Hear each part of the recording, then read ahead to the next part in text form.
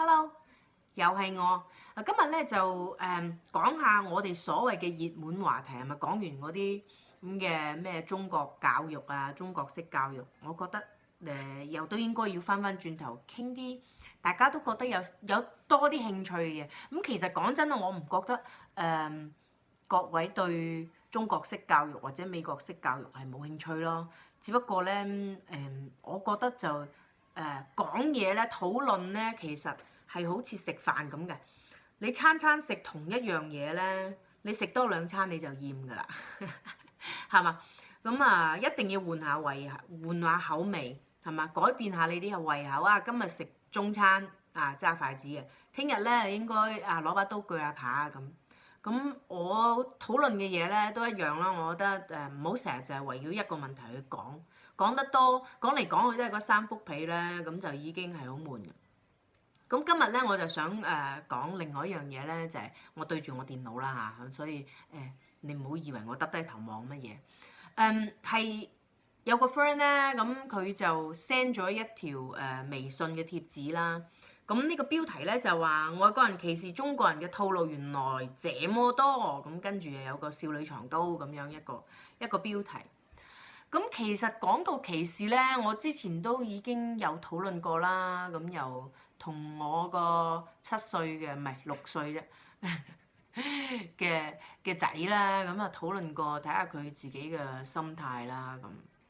當然啦，我唔可以用一個小朋友嘅心態去討論一班大人嘅心態。但係我覺得咧，好多人所謂嘅歧視啦，係視乎於呢個被歧視人嘅一個心態啦，第一個。第二個呢個被歧視人嘅文化啦，佢嘅生活背景啦，佢嘅教育程度啦，或者佢嘅家庭背景啦，即係好多方面去討論呢一個人。其實歧視究竟你身邊嘅人係咪真係歧視你咧？我估計90%嘅所謂會歧視人哋嘅人，OK， 係唔會講俾你聽，即係唔會講俾嗰個被歧視人聽。喂，我歧視你啊咁，即係唔會開口㗎，係咪？你諗下，有邊個人會走埋嚟？喂，我睇唔起你啊咁，係嘛？冇人會當口當面咁樣講啊。所以基本上呢個歧視呢種思想，其實係發生於嗰個被歧視人嘅身上，係佢嘅思想，佢認為人哋歧視你。好多人會話：喂，唔係喎，我真係遇過嘅喎，啲人好衰嘅喎。即係類似呢張貼紙咧，裏邊所講嘅。喂，譬如啦嚇，譬如唔記得咗喺邊度添嚇。譬如話好似啱嚟美國嘅時候咧，唔知道啲人會係四目相投之餘，俾你一個微笑，跟住之後原來仲會有保留嘅節目咁。佢係咩意思咧？佢就話：喂，好似每日去上課，啲朋友啊，啲白人又好，黑人又好啦，即係啲美國嘅同學咧，就會好熱情咁，嘿，邊個，what's up，或者係嘿。How are you today? What's going on？ 係嘛？佢話原來過咗幾年之後，佢哋都係同一個花式嘅咁。我又覺得呢句話咧，我就覺得你係咪咁無聊啊？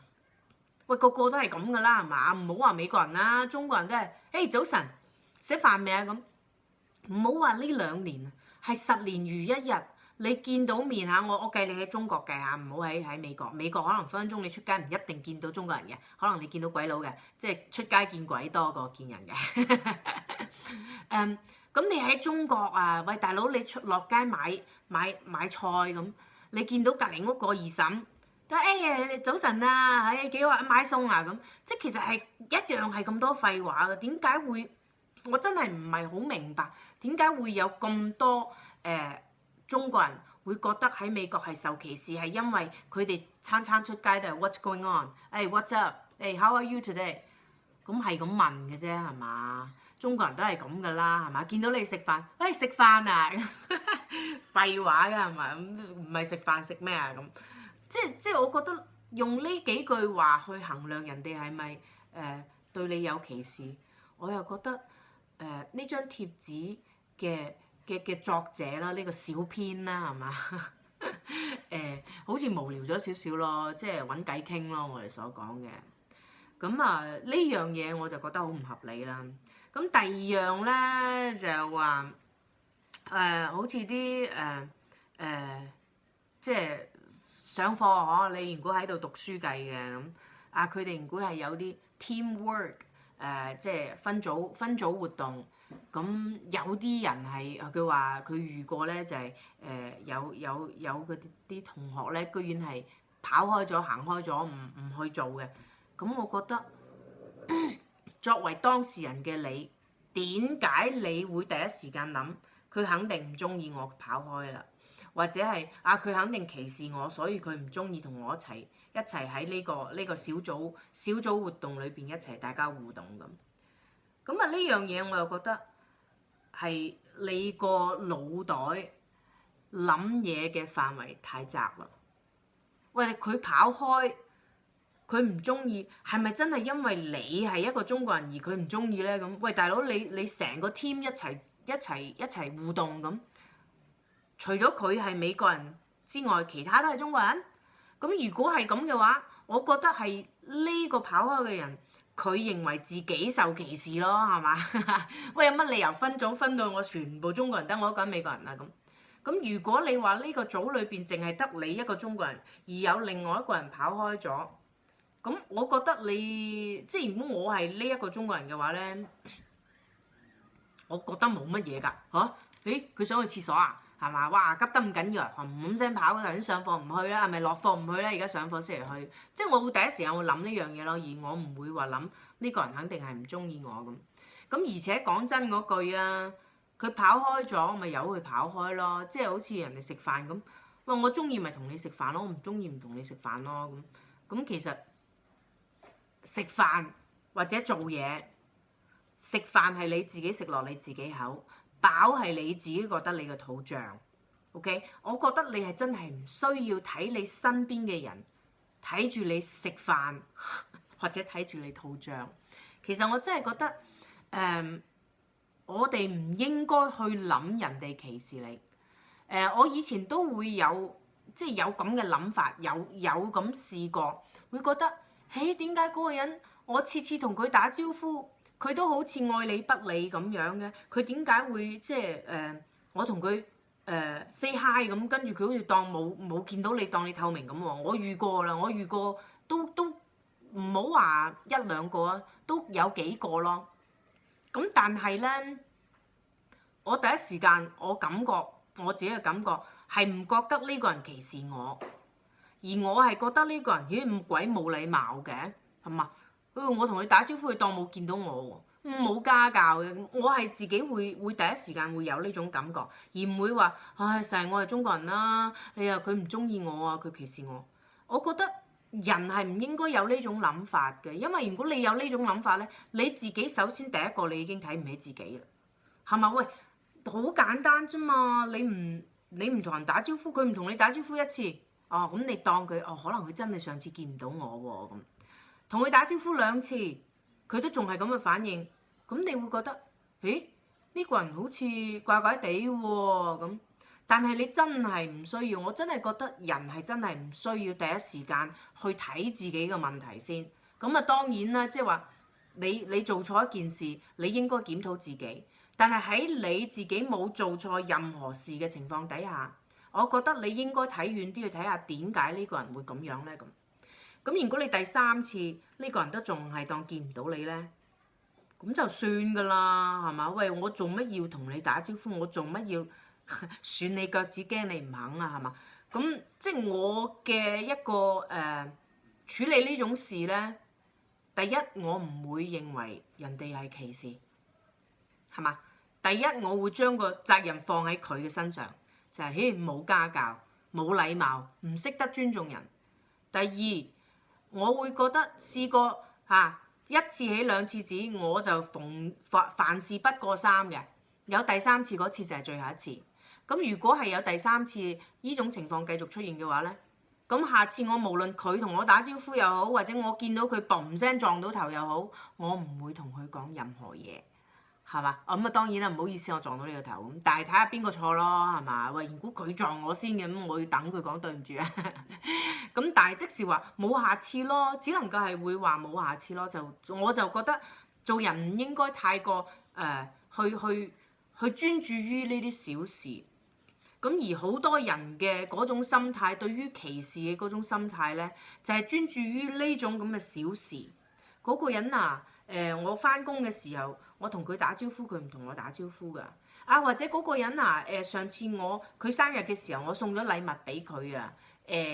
跟住咧，佢好開心喎，講咗多謝之後，跟住嗰個人又喺我背後話哎呀嗰個阿乜水乜水，或者講粗口啊，嗰個